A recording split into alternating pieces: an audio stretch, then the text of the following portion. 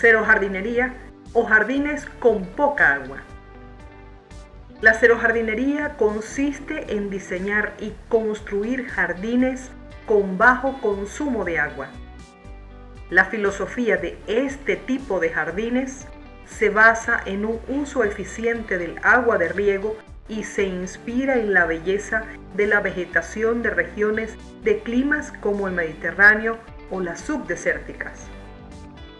El ahorro de agua no es el único objetivo de la cerojardinería. También tiene una filosofía sostenible y de un bajo coste de recursos. Busca un mantenimiento mínimo del jardín y para ello propone limitar el uso de productos fitosanitarios, cambiar paulatinamente la maquinaria con combustible fósil e implantar energías renovables, el reciclaje y la instalación de sistemas de riego eficientes. La cerojardinería se fundamenta en 7 principios que te menciono a continuación. Planificación y diseño adecuado. Siempre que deseamos tener éxito en un proyecto, debemos realizar una buena planificación y desarrollar el mejor diseño posible.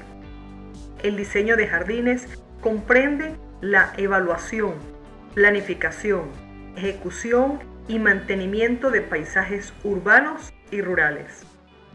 Hay que considerar numerosos aspectos como el uso que se le va a dar, la sensación que quieres transmitir, el clima de la zona, las plantas de exterior y los elementos que se van a incorporar. Estudio del suelo. El suelo es un elemento clave para entender el jardín. Debemos conocer la textura y estructura del suelo y, si es necesario, realizar enmiendas. Es conveniente conocer los parámetros químicos del suelo y, fundamental, determinar el pH. Se tomarán en cuenta de la capa superior y del subsuelo porque el desarrollo radicular es distinto en las plantas herbáceas y las plantas leñosas.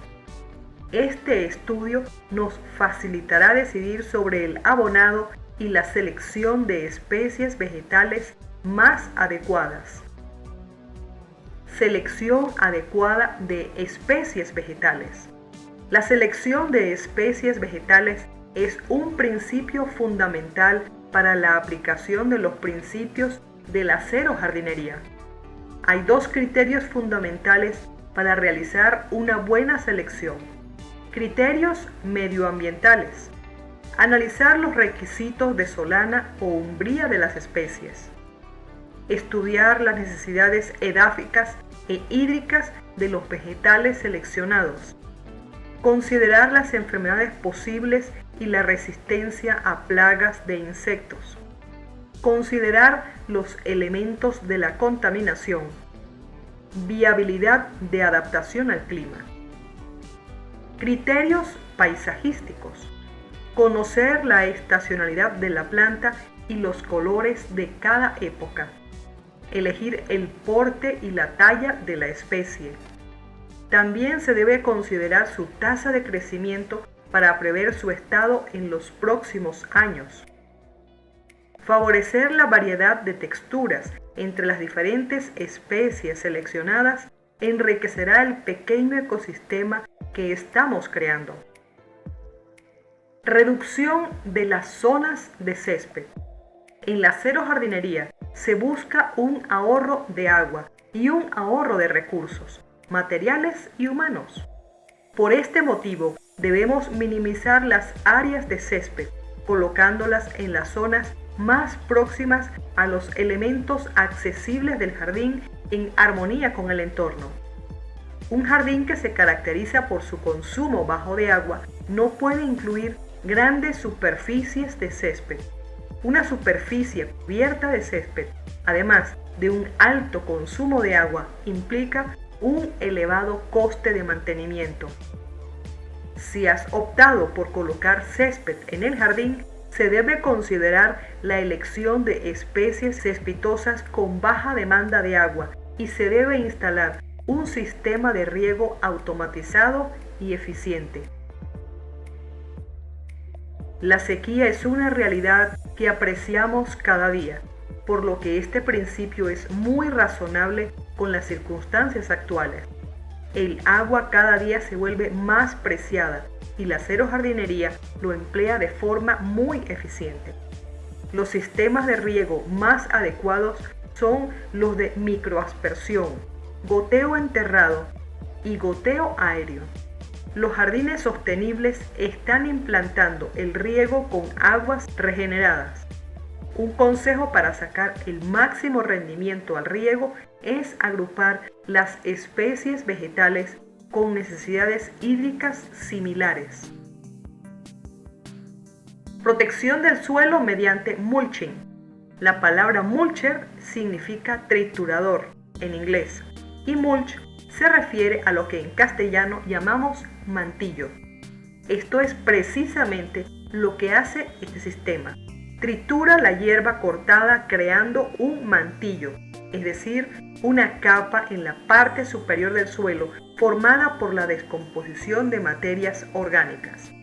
Las ventajas de emplear mulching son disminución de la erosión, aumento de la temperatura del suelo, conservación de la humedad, aporta fertilización, reducción de la compactación, reducción de malas hierbas y un agradable aspecto estético. El contenido de mantillo del suelo aumenta aproximadamente un 2% en 2 a 3 años, lo que corresponde a 250 kilos de turba por cada 100 metros cuadrados. Los elementos más empleados son la corteza de pino entre los de naturaleza orgánica y los áridos, gravas y las láminas de geosintéticos entre los de naturaleza inorgánica. El mantenimiento adecuado. El Cero Jardín cumple con criterios sostenibles. Por ese motivo, se reduce al mínimo el uso de productos químicos, tanto de fertilizantes como de lucha contra plagas. La colocación de plantas se realiza conforme a los portes que alcanzarán las plantas. Esto conlleva menos podas y por tanto una disminución del mantenimiento del jardín y una notable reducción del consumo de agua. En cuanto a las mejores plantas para la Cero Jardinería, cada región debe seleccionar las especies que mejor se adapten a los factores meteorológicos y edáficos de la zona, por lo que recomiendo siempre especies autóctonas frente a las especies alóctonas. No obstante, en ocasiones la introducción de una especie diferente puede aumentar la belleza del jardín y dotarle un aire singular. Se puede decir que para la Cero Jardinería son adecuadas casi todas las plantas denominadas crasas. Las especies vegetales crasas son aquellas en las que algún órgano o parte se ha modificado en una nueva especialización que permite el almacenamiento de agua en cantidades mucho mayores que en el resto de las plantas. También son recomendadas gran parte de las plantas de climas mediterráneos. En cuanto a los criterios de elección de plantas para Cero Jardinería, utilizar siempre que sea posible plantas autóctonas compatibles con el diseño pretendido. Usar preferentemente híbridos o variedades estériles en el caso de plantas exóticas. Buscar alternativas a las especies invasoras conocidas. Emplear plantas de cultivo tradicional. Realizar una jardinería respetuosa y acorde con el entorno. Y favorecer el equilibrio ecológico en el jardín.